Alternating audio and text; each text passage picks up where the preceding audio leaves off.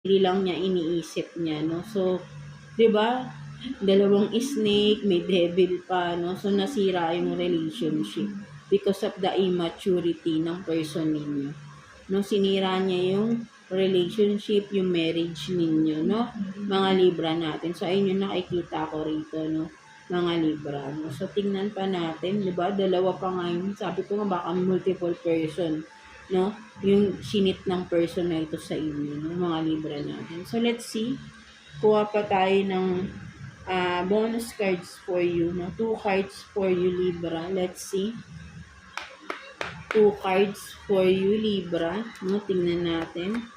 2 cards for Libra. Tingnan natin. Additional cards for Libra. For your current situation. Ito pa ang triple cheating. Diba? Betraying. No, grabe. No? So, parang siguro lagi ka bang niloloko ng person na to, Libra. No? Parang hindi natapos-tapos yung panloloko niya sa inyo, no? So, you have this. So, ano to? Uncertainty in reverse, no? Diba? Parang hinayaan ka talaga niya na lang na mahulog na lang, no? Mag-fall.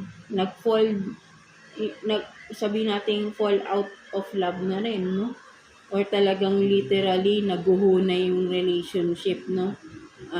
Wala na, no? Baka for some of you, in separation na kayo ng person mo, no? Mga Libra natin. And then, rooted. So, family talaga. Nasira yung family rito, no? So, ayun yung nakikita ko rito, no?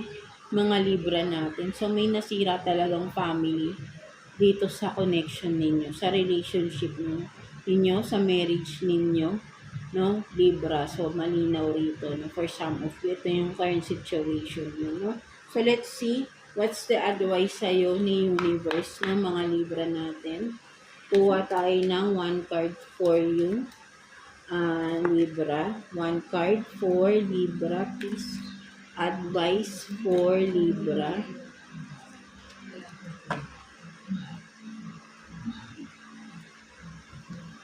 So, you have this updates to your system. So, sinasabi sa'yo dito ni Universe, Libra, to update your system, meaning is, yun nga, no, kung ano yung mga nawala sa'yo, kung ito man relationship ninyo, gumuhuna, no, so, parang mag-restart ka lang, no, restart, sabi natin yourself, right, no, kasi nga,